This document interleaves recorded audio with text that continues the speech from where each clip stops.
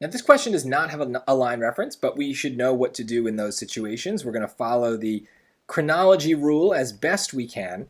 And so question 6 told us to look at the fifth paragraph, 33 to 36. Question 8 is going to line 75. So this is a big chunk of the passage here, but we should assume that the answer number 7 is going to be between, let's say, 33 and 75. So 33 to 75. Now, one other thing that we've got going for us is that they're giving us a very specific thing to look for, the act of taking a photograph, right? So Anna is taking a photograph of the photographer. So we should know when we get to that point. I'm going to kind of skim a little bit, save us some time here. So here was the paragraph we read for the last question. She's a laundryman's daughter. She's pausing, waiting for action. She's waiting for him to tell her if she's good or not. She feels naked without stage makeup and lighting. She's repeating gestures, hoping he captures it. She's kind of mimicking or following the 20 seconds that he's taking to change his film. Here we go.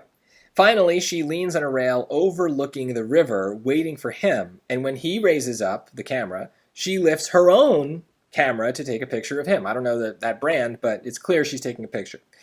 You look like a tourist, he tells her, and she frowns. So something negative happens. On the Wangpu, the sails of junks unfurled like fans, raised in modesty to hide from them from gaze. So, okay, it seems kind of random. Now, technically, for the chronology rule, the answer could all be all the way down to number 75. So if we keep reading, let's see what happens. She outfits herself with a new wardrobe. She sheds her Western dresses and suits for a sleek kipao, I don't know how to say that. The milky-eyed tailor who measures her wraps a knotted string around her waist and hips. She used to work as a seamstress at her father's laundry. Afterwards, she shows off her new gowns to the camera. Going native, she tells newsreel. He touches a finger to the knot of the bow tie. Okay. She blends in better, at least until people address her in Mandarin. Okay. So she changes clothes. Changes clothes. So now let's look at our answer choices. What's the significance of her taking a picture of him? A response to this act propels Anna to reassess how she is presenting herself to others. So is there a response to her taking a picture of him? Yes, there is a response. He says, "You look like a tourist." So that's a response. Now, what does she do? Does it propel her to reassess how she is presenting herself to others? Well, she changes clothes, so maybe that's what she's doing in response. Is she's saying, okay, well, I look like a tourist. Maybe if I wore Chinese clothes, I would look like I belong here. So this seems to check out. I don't think it's obviously right, but there's certainly nothing wrong. I can kind of make it fit with the lines, what I read. Now let's look at B, C, and D, see if we can find anything better. But if not, it's probably going to be A. A dismissal of this act causes her to realize that she has less autonomy than she had previously assumed. So does she dismiss the fact that he says she looks like a tourist? No, she changes clothes. She's responding to it. So dismiss is also a very strong word, where response is a very weak word, right? Response can mean anything. You can have a positive response, you can have a negative response, you can respond in all sorts of different ways. Dismissal is very specific. It means she's ignoring or he's ignoring what she said. I'm confusing myself here. A dismissal of this act, meaning he, the newsreel, is dismissing the fact that she just took a picture of him. But that's not what it says. You look like a tourist, right? There's a clear case where she takes the picture and then he immediately says something. So he's not dismissing it. He's kind of commenting on the fact that, yeah, well, she's dressed differently, and now she's taking pictures. She looks like a tourist, of course. So the other problem with this choice is I don't even know what this is referring to. Less autonomy than she had previously assumed. What does that mean? Like someone's ordering her what to do? No, the whole point of what we read before all of this is that she wants someone to tell her what to do. She's used to a director telling her action or go over here or do this, and she's not getting that.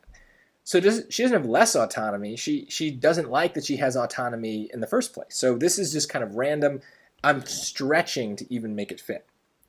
See, an indifference toward this act, same thing. That's the same meaning as dismissal. Forces Anna to reconsider how she's engaging with the filming process. I don't even know what that means. Engaging with the filming process, like she's taking pictures. Like he's taking pictures of her. She takes a picture of him. She puts on different clothes. I don't even know what this means. So for me, the big problem is the word indifference. It basically means the exact same thing as dismissal. If you dismiss something, you ignore it. If you're indifferent to something, you don't care about it, so you ignore it. In both cases, it's wrong. He tells her she looks like a tourist right after she takes a picture of him. It's a clear connection between the picture and what he says.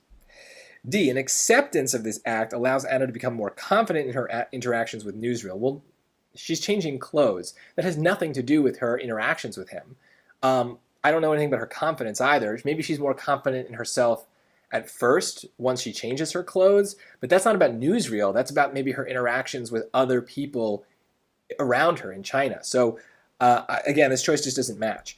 And A fits. Like, notice like how easily we can take this choice apart and just kind of find something in the lines that kind of matches and connects with it. That's good. That's what we really want to do.